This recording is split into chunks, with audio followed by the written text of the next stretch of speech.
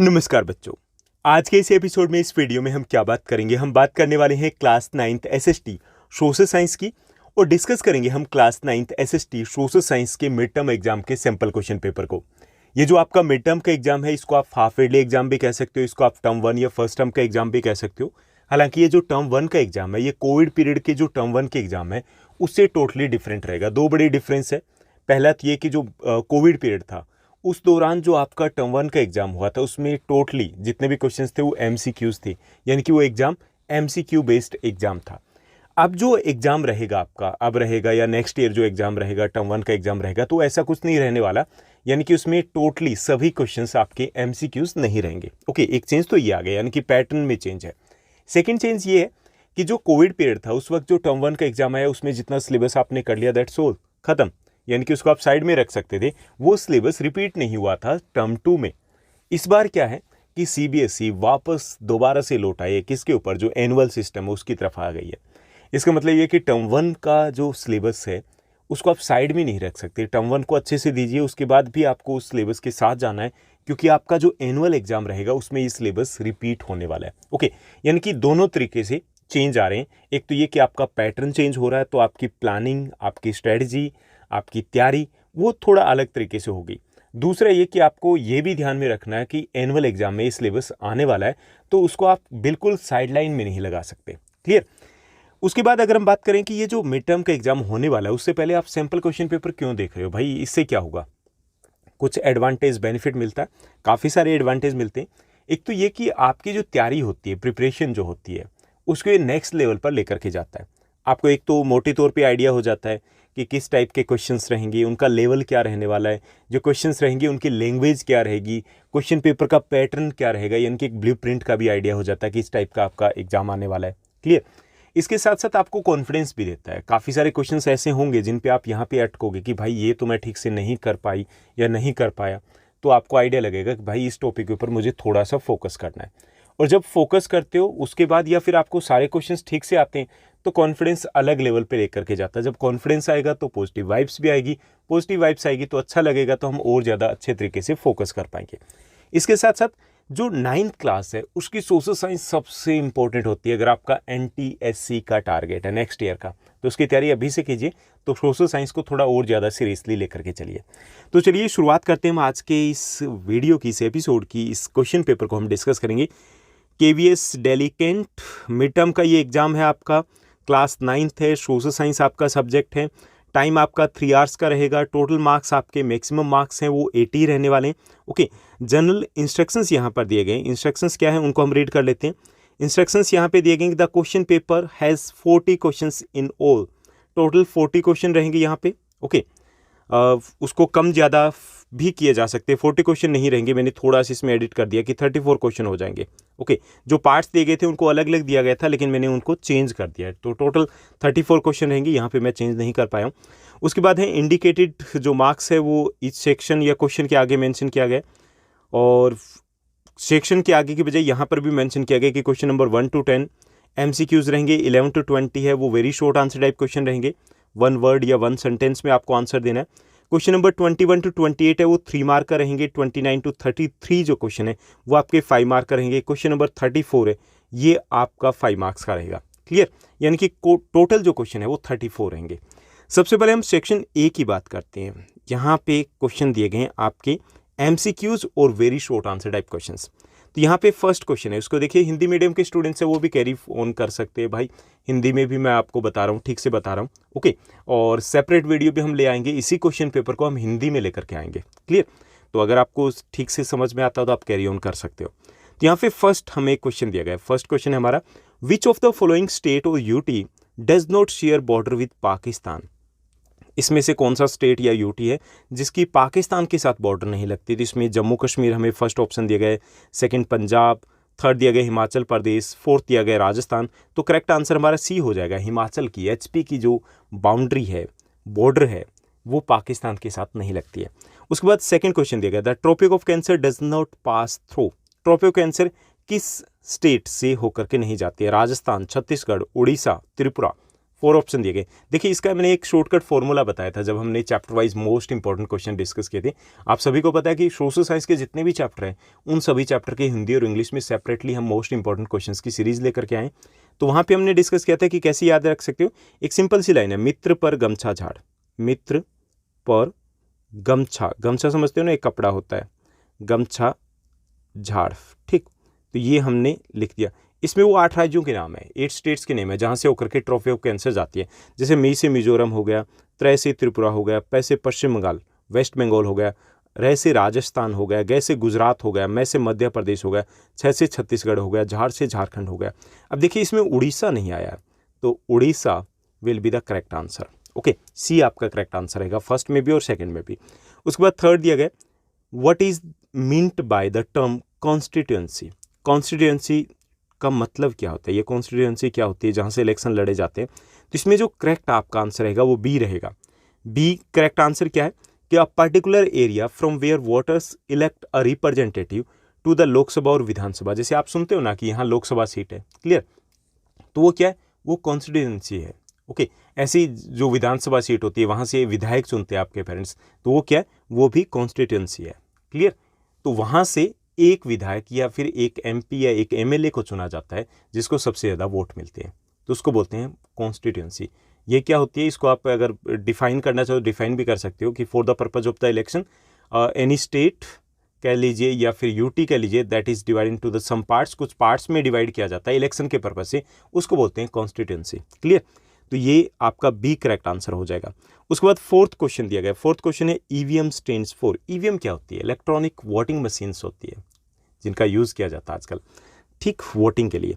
उसके बाद fifth question दिया गया, ये भी काफ़ी इजी है। फिफ्थ क्वेश्चन, क्वेश्चन नंबर 5 दिया गया, the minimum age required for being a voter is. Voter बनने के लिए मिनिमम एज कितनी चाहिए। ऑप्शन दिए गए आपको, फर्स्ट ऑप्शन है 25 ईयर्स, सेकेंड ऑप्शन दिया गया है 21 ईयर्स, थर्ड ऑप्शन दिया गया है 18 ईयर्स, 15 ईयर्स। तो ये मुझे इतना रीड करने की नीड भी नहीं थी। करेक्ट आंसर आपका सी है, 18 ईयर्स। इंडिया में वोट कौन डाल सकता है, ही और सी मस्ट बी इंडियन सिटीजन। पहली बात तो है कि वो इंडियन सिटीजन होने चाहिए, और ही और सी मस्ट बी ऑफ 18 ईयर्स और अबोव, यानी कि 18 या उससे ऊपर होना चाहिए। तो सी आपका करेक्ट आंसर हो जाएगा। उसके बाद सिक्स्थ क्वेश्चन दिया गया, चलिए इसको देखते हैं क्या कहा गया है सिक्स्थ क्वेश्चन में। The constitute assembly adopted the constitution of India on. जो हमारी कॉन्स्टिट्यूट असेंबली थी उसने कॉन्स्टिट्यूशन को कब अडोप्ट किया, यानी कि जब उन्होंने कह दिया कि भाई बन करके तैयार हो गया, जब मर्जी आप इसको ले लेना हमसे, वो कब हुआ था। तो इसमें करेक्ट आंसर रहेगा आपका बी, 26 नवंबर 1949 को हमारा कॉन्स्टिट्यूशन बन करके तैयार हो गया था। ओके, इसलिए इसी डे को हम कॉन्स्टिट्यूशन डे के रूप में ऑब्जर्व करते हैं, क्लियर। संविधान दिवस होता है ये हमारा 26 नवंबर, और इसको बनने में लगे थे 2 years 11 months and 18 days, total time लगा था हमारा। उसके बाद नेक्स्ट क्वेश्चन को देखिए, अगला जो क्वेश्चन दिया गया, क्वेश्चन नंबर 7 दिया गया हमें, which line divides India into approximately 2 equal parts में डिवाइड करती है। कौन सी लाइन डिवाइड करती है इंडिया को। तो इसमें करेक्ट आंसर रहेगा Tropic of Cancer that divides India into approximately 2 equal parts में डिवाइड करती है, क्लियर। उसके बाद नेक्स्ट जो क्वेश्चन दिया गया, क्वेश्चन नंबर 8 दिया गया आपको, क्वेश्चन नंबर 8 ये भी MCQ है। What is the aim of Sarva Shiksha Abhiyan. Okay, ये क्वेश्चन आपके इको में से लिया गया, what is the aim of the Sarva Shiksha Abhiyan. तो इसमें करेक्ट जो आंसर है आपका सी हो जाएगा, to provide elementary education to all children in the age group of 6 to 14 years. Okay, C correct answer रहेगा, इनकी 6 से 14 वर्ष के जितने बच्चे हैं उनको जो शुरुआती शिक्षा है वो जरूरी देने के लिए। उसके बाद है 9th question, who was the leader of Jacobin club. History में से लिया गया, first chapter the French revolution से लिया गया। तो इसमें करेक्ट जो आपका आंसर रहेगा वो रहेगा डी, मैक्समिलियन रॉबस्पियर जो हैं वो जैकोबिन क्लब के लीडर थे। उसके बाद 10th जो क्वेश्चन दिया गया उसको भी देख लीजिए। 10th क्वेश्चन दिया गया, which country was defeated in the first world war.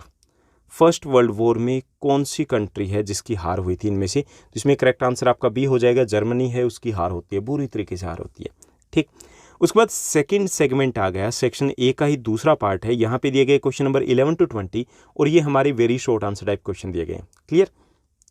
तो यहाँ पे देखिए क्या रहेगा, यहाँ पे what is the full form of GDP. GDP का मतलब होता है ग्रोस डोमेस्टिक प्रोडक्ट, यानी कि ये क्या चीज़ होती है कि एक साल में मान लीजिए, ठीक, 1 year पीरियड रहेगा और उसमें जो तीनों सेक्टर हमारे इकोनॉमी के तीनों sector, primary sector, secondary, tertiary sector, तो उन तीनों में जितना भी मतलब चाहे वो प्रोडक्शन हुआ है, चाहे वो सर्विसेज दी गई, उनकी वैल्यू को प्लस कर देंगे, यानी कि first sector plus second sector plus third sector, इनको अगर वैल्यू को ऐड कर देंगे, क्या ऐड करना है, उनकी वैल्यू को, ठीक, जो भी प्रोडक्ट काउंट नहीं करने, तो हमें मिल जाएगा जीडीपी।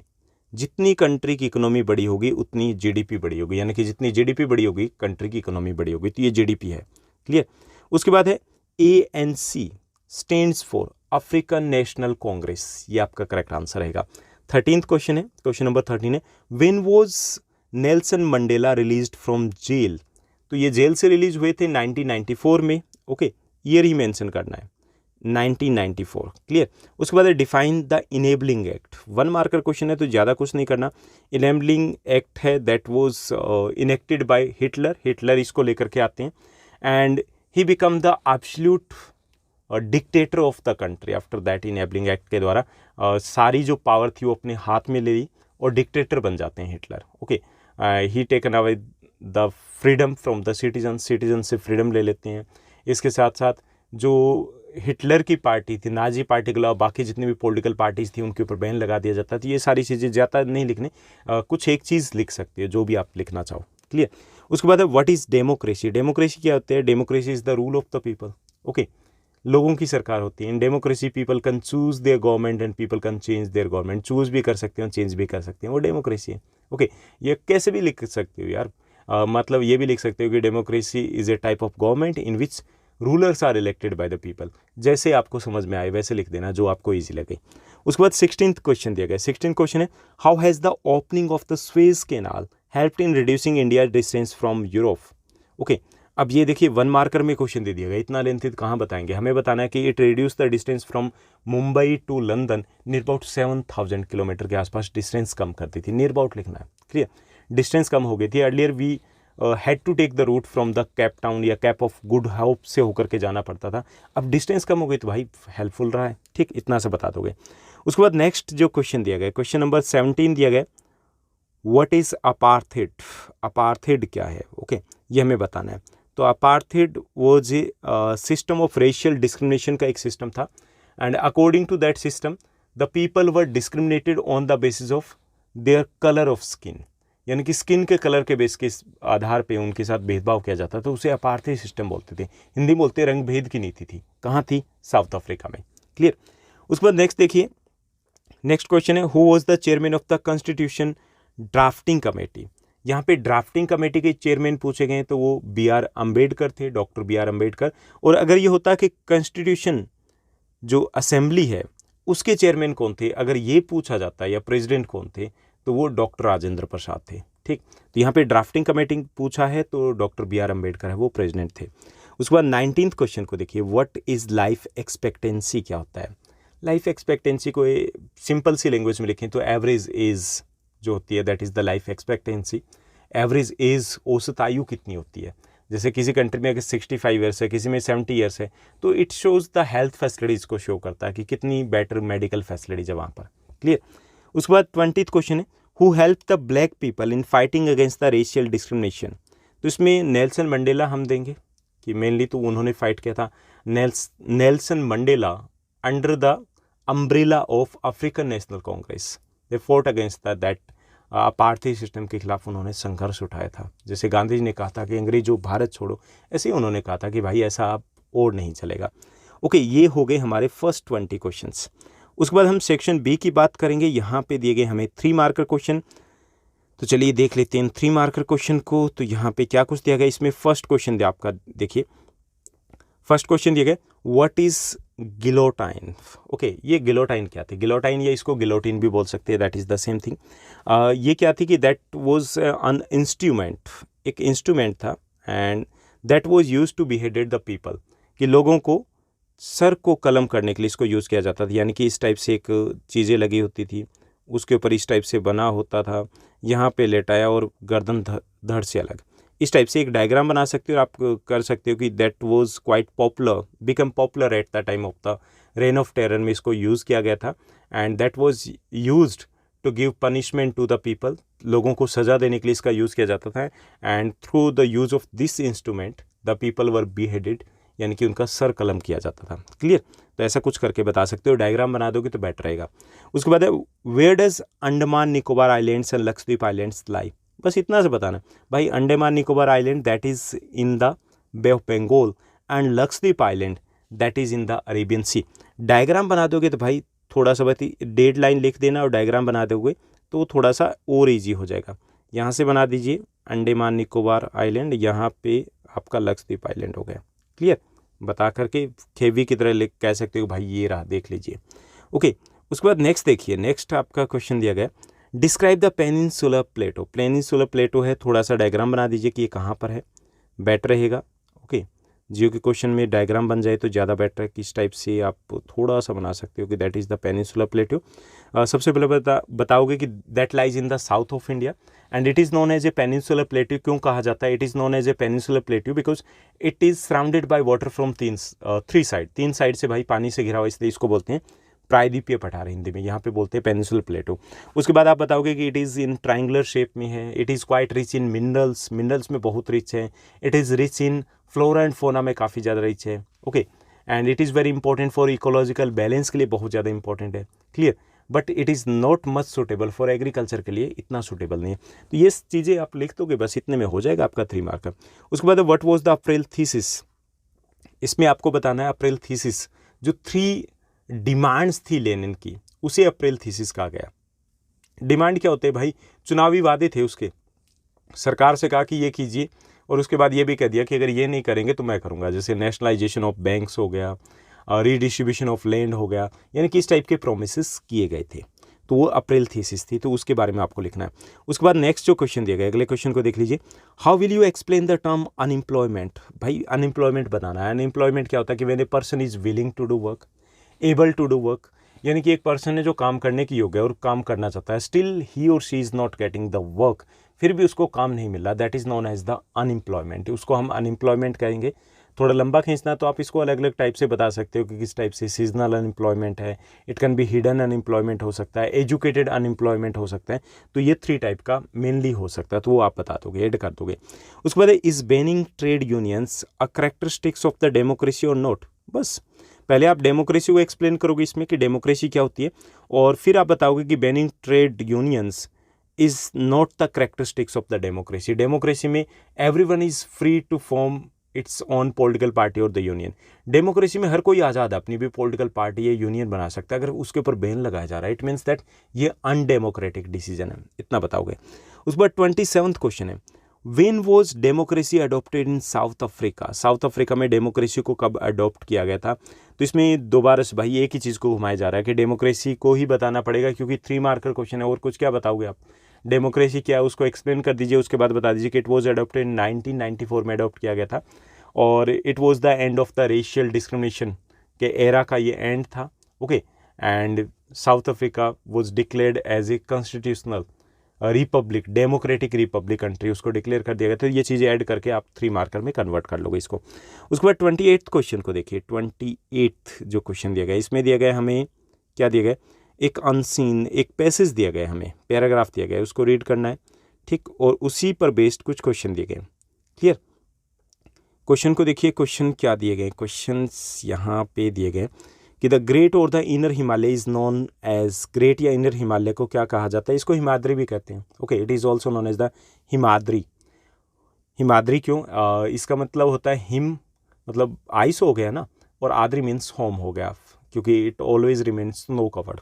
उसके बाद give 2 features of the folds of the great Himalayas के फोल्ड्स के 2 फीचर्स देने हैं कि it is a young folding mountain है, okay, and it is uneven structure है। क्लियर? और ये बता सकते हो कि Himalaya is not a one mountain, it is a series of the mountains, ऐसे कुछ आप मेंशन कर सकते हो। Give 2 features of the inner Himalaya की अगर बात करें, इनर हिमालय की हमें बात की जाए तो इनर हिमालय कौन सा है? जो हिमाद्री है उसी की बात की जा रही है। तो 2 फीचर आपको एग्जैक्टली वहीं से उठा सकते हो, अदरवाइज आप लिख सकते हो कि it always remains snow covered and it is the source of the perennial rivers. Perennial जितनी भी रिवर्स निकलती है वो यहीं से निकलती है, तो ये आप मेंशन कर सकते हो। उसके बाद सेक्शन सी की तरफ चलेंगे, और सेक्शन जो सी दिया गया है यहाँ पे भी हमें कुछ क्वेश्चन दिए गए, इसको देखिए।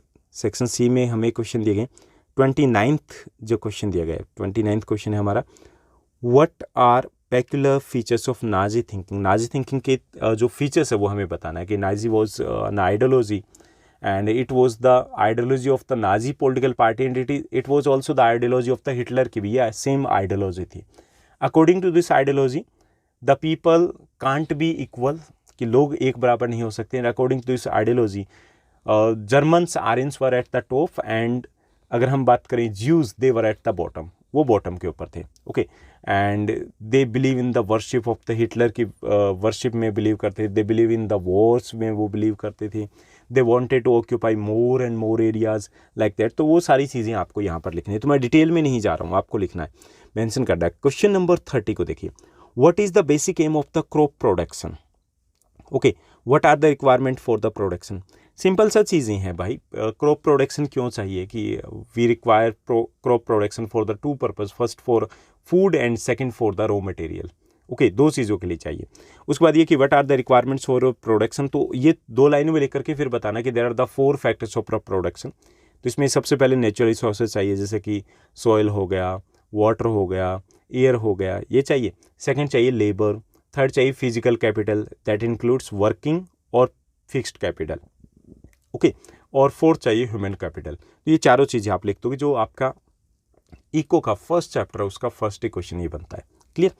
उसके बाद 31 क्वेश्चन है, right about the seasonal unemployment. पहले अनएम्प्लॉयमेंट जो ऊपर लिखा आपने वही बता दीजिए कि क्या होता है कि भाई जब कोई काम करने के लिए तैयार है, when someone is able to work and ready to do work, काम करने के लिए भी तैयार है और एबल भी है, and still not getting the work, तो that is known as the unemployment, उसे हम बेरोजगारी कहेंगे। सीजनल अनएम्प्लॉयमेंट का मतलब होता है कि when some persons do not get the work during the particular season of the year, कि उन्हें काम नहीं मिल पाता, तो उसे सीजनल अनएम्प्लॉयमेंट बोलते हैं। For example it is very common in the agriculture sector, farmers do not get work in 4 to 5 months in a year, उनके पास 4-5 महीने काम नहीं होता।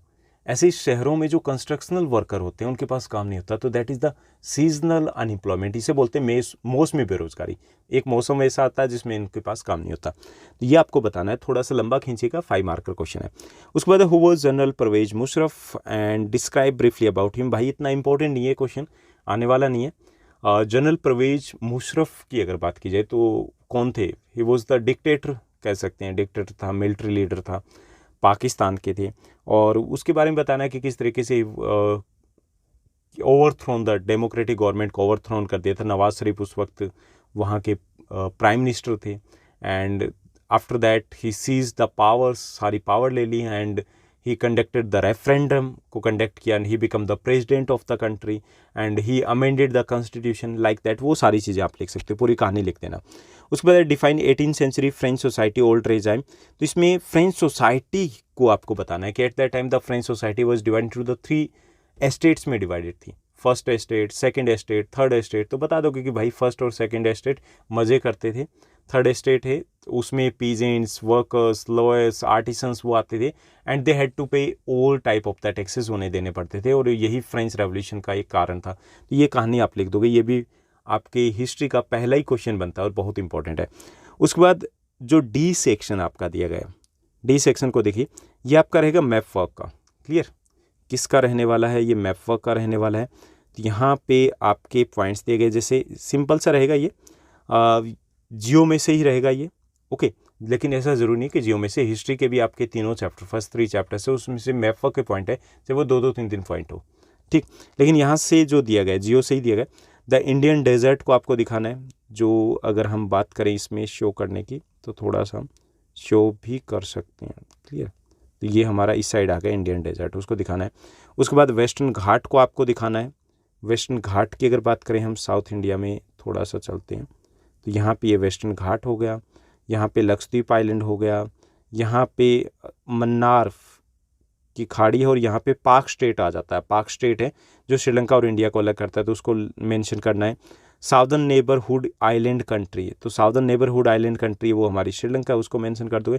यानी कि ये सारी चीज़ें आपको लोकेट करनी है, मैप आपको स्कूल की तरफ से दिया जाएगा। तो ये था हमारा आज का sample question paper. Clear, Hindi medium में भी इसको ले आएंगे, और एक और सैम्पल क्वेश्चन पेपर है बड़े मज़ेदार, डिटेल अच्छे वाला, जो कि अभी जो काफ़ी सारे स्कूल में लेट अब एग्ज़ाम होने वाले उसके लिए भी, और एनुअल एग्ज़ाम के लिए वो बहुत इंपॉर्टेंट रहेगा।